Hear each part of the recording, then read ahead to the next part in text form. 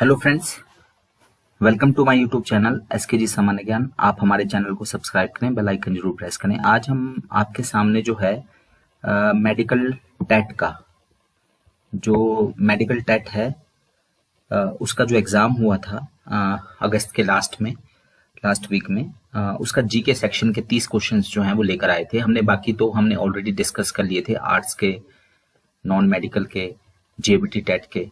ठीक है, medical TET जो है वो बचा हुआ था, तो शुरू करते हैं। पहला प्रश्न है, बहुत आसान प्रश्न आए हुए हैं इसमें, एक दो क्वेश्चंस को छोड़ के। पहला क्वेश्चन है, हिमाचल प्रदेश का क्षेत्रफल कितना है? 55,865 square kilometre, 55,673 square kilometre, 55,836 square kilometre या 55,645 स्क्वायर किलोमीटर। तो हिमाचल प्रदेश का क्षेत्रफल कितना है? बहुत आसान क्वेश्चन है ये।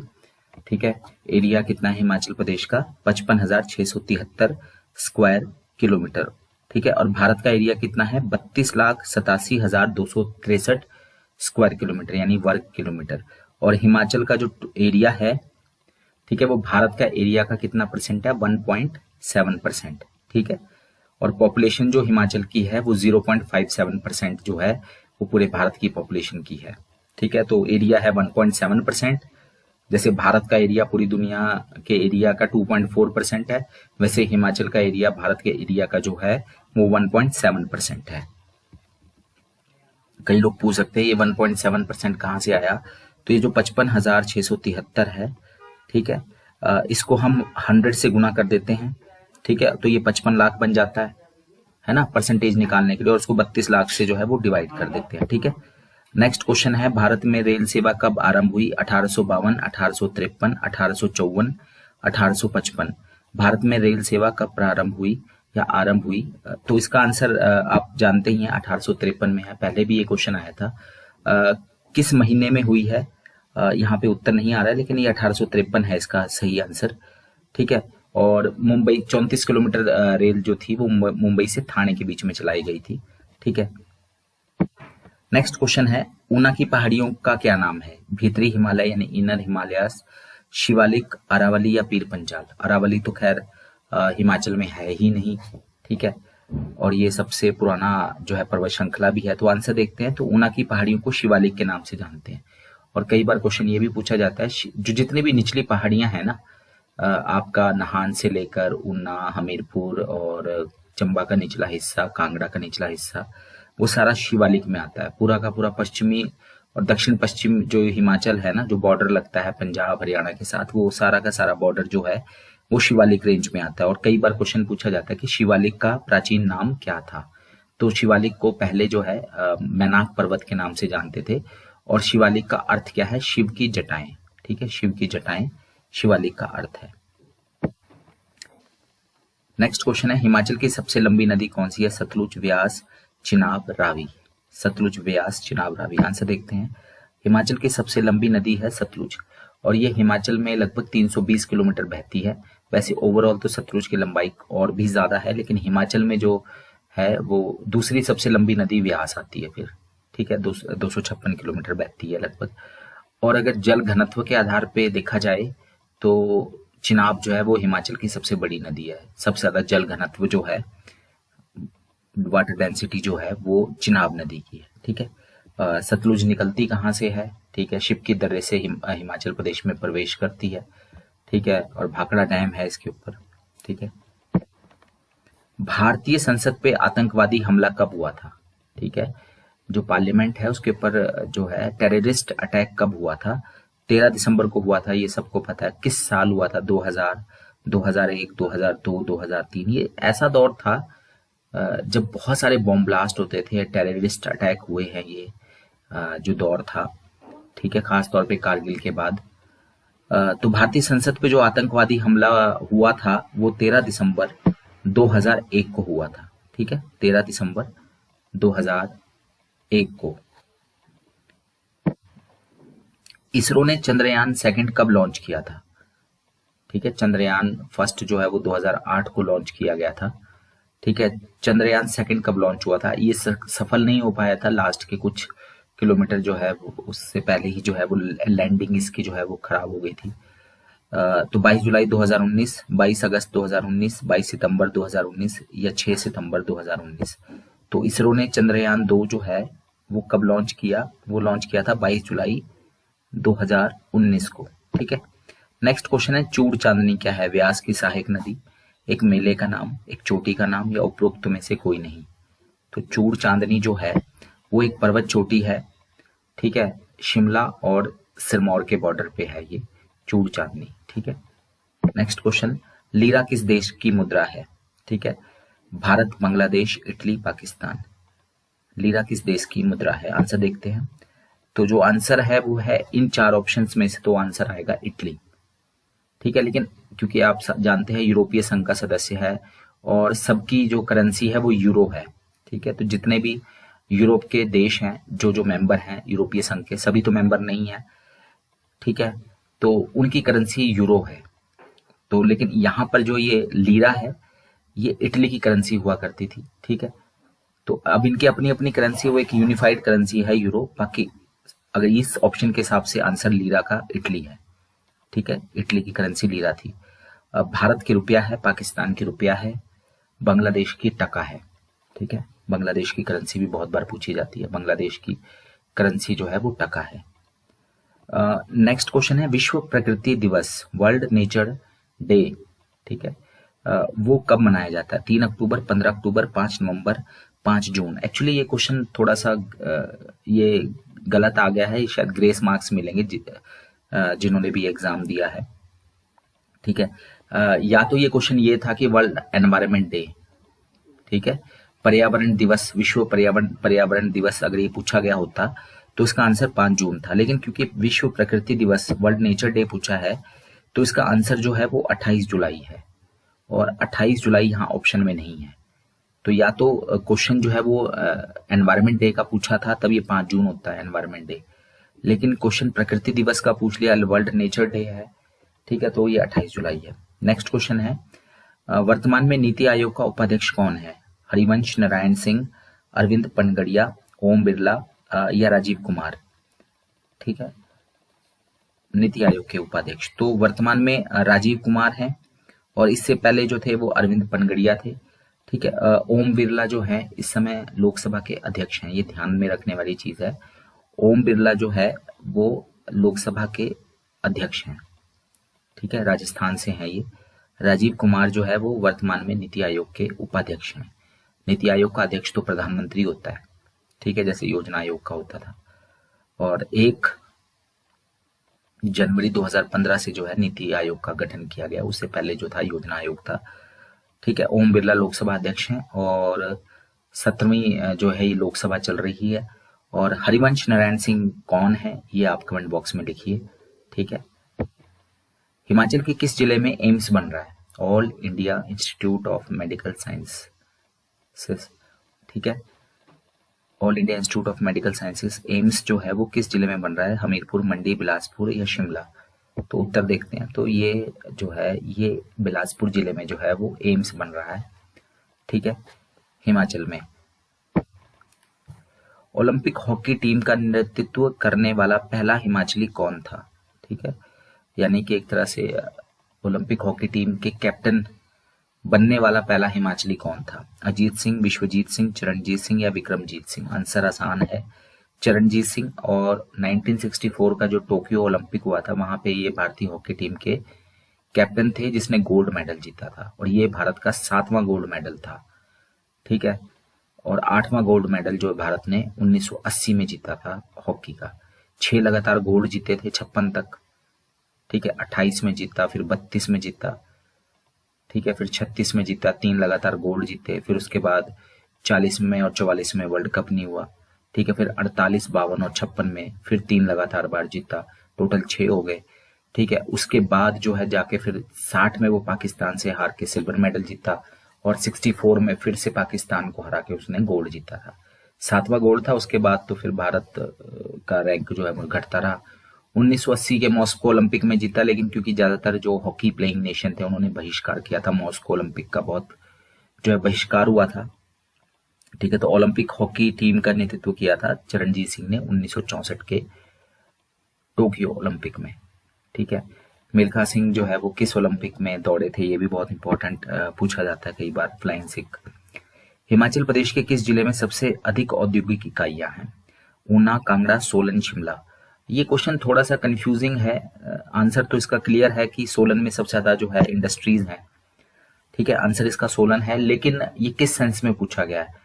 लघु उद्योग की अगर इकाइयां जोड़ा जाए तो वो सबसे ज्यादा कांगड़ा में है। अगर आप इंडस्ट्रियल डिपार्टमेंट का वो देखेंगे तो इसी आंसर की के ऊपर इसको छोड़ देते हैं। ठीक है, जितने भी अगर हम फैक्ट्रीज की बात करेंगे तो सबसे ज्यादा फैक्ट्रीज सोलन में है, लेकिन अगर छोटे छोटे लघु उद्योगों की बात करेंगे तो वो जो है कुटीर उद्योग और सब उद्योगों को जोड़ दें तो फिर कांगड़ा का नंबर पहले नंबर पे आता है। पर फिलहाल हम ये औद्योगिक इकाइयां मान लेते हैं सोलन है। ठीक है, सबसे ज्यादा जो रोजगार भी सोलन ही दे रहा है फैक्ट्रियों में, उद्योगों में। रावी नदी, ये रवि नदी नहीं है, रावी नदी है, को का सांस्कृतिक नाम क्या है? इरावती, विपाशा, वितस्ता, वितास्ता और शतुद्री। ठीक है, वितास्ता है और शतुद्री है। तो रावी नदी का जो सांस्कृतिक नाम है वो है इरावती। ठीक है, व्यास का विपाशा है और शतलुज का शतुद्री है। ठीक है, तो इरावती है। और कई बार सवाल भी पूछा जाता है, चंबा जो है वो रावी नदी के किनारे बसा हुआ है, वो दाईं तरफ बसा है कि बाईं तरफ, राइट साइड है या लेफ्ट साइड है? ठीक है, और ये लेफ्ट और राइट साइड कैसे निकालते हैं? जिस दिशा में नदी बह रही है, नदी के साथ साथ चलना होता है।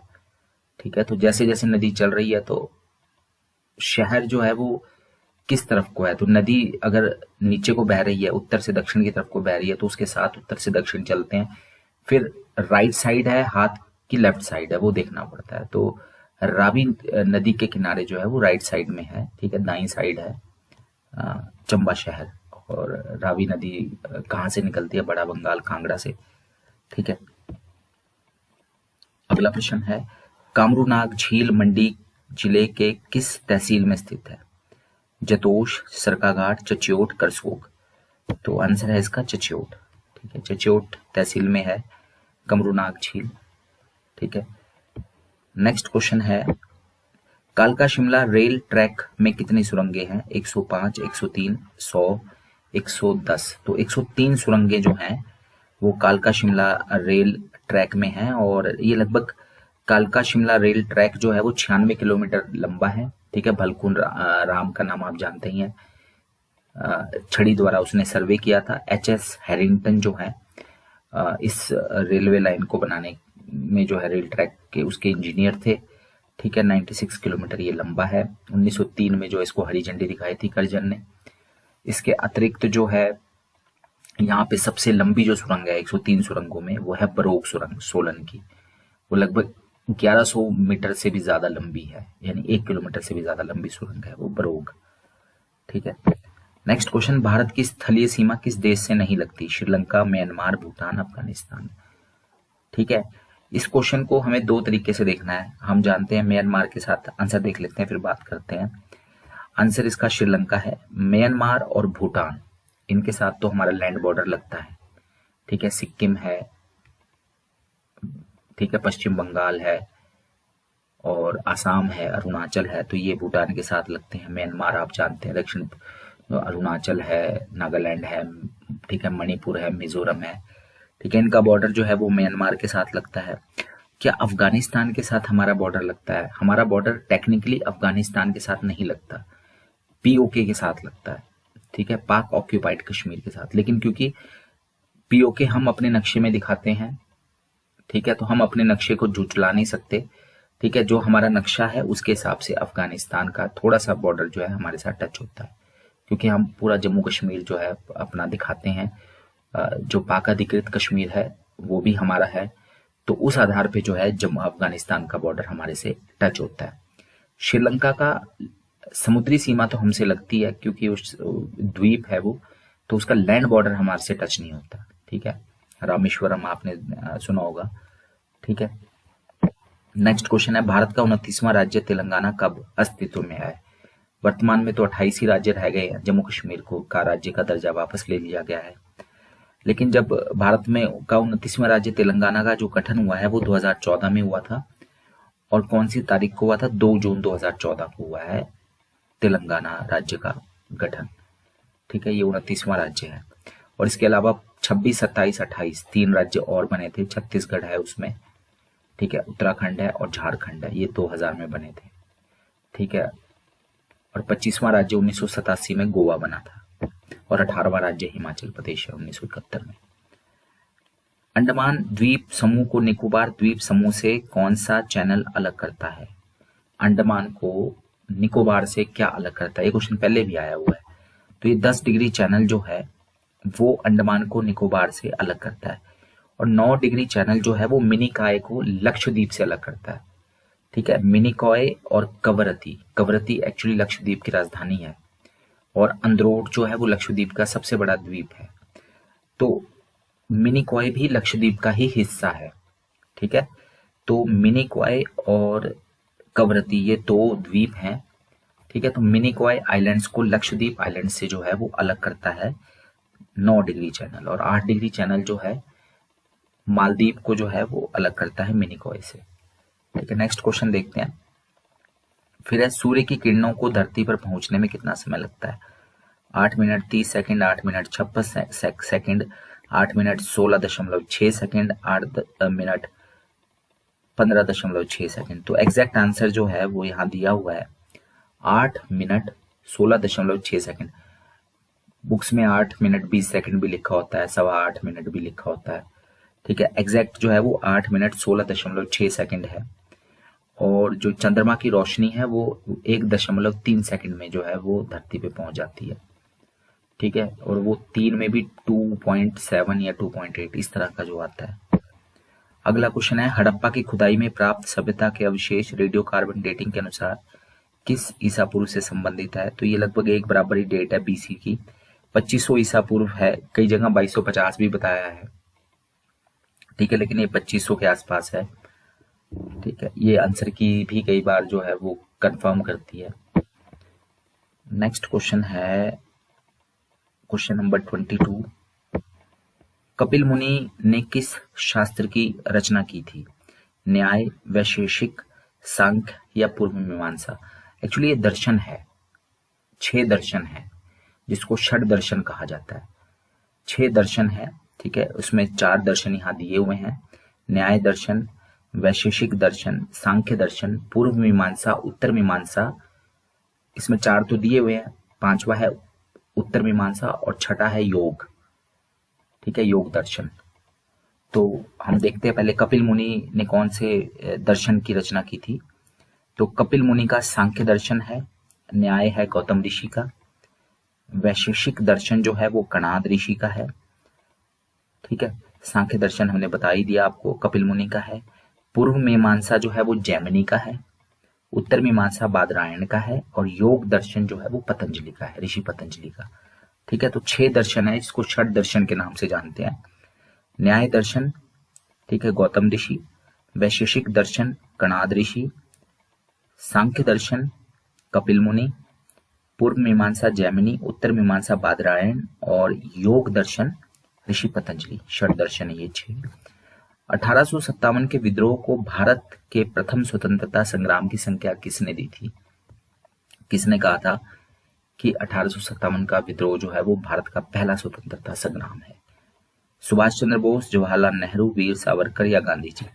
आंसर देखते हैं। तो ये है वीर सावरकर, ठीक है। वीर सावरकर ने जो है भारत के प्रथम स्वतंत्रता संग्राम की संज्ञा दी थी 1857 के रिवोल्ट को। हिमाचल के किस जिले में सबसे ज्यादा जनसंख्या है?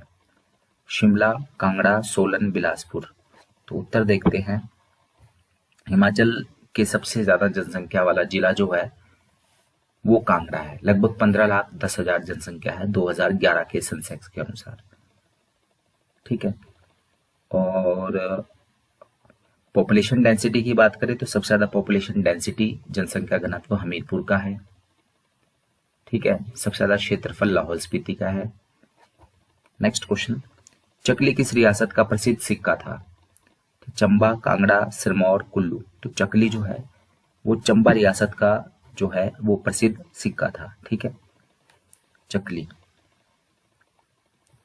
हिमाचल प्रदेश कब विशाल हिमाचल बना, यानी कि जो उसका क्षेत्रफल है 55,673 वर्ग किलोमीटर, वो उतना हो गया, ठीक है।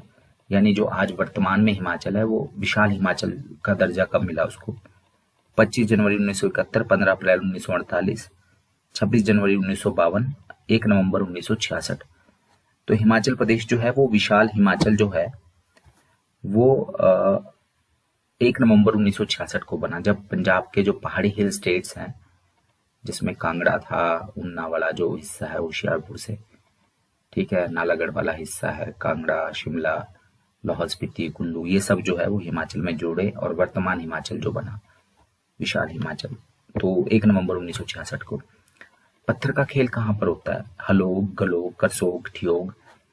ठियोग में छोटे की मात्रा आएगी, तो ये हलोग में होता है, शिमला के हलोग में पत्थर का खेल, ठीक है।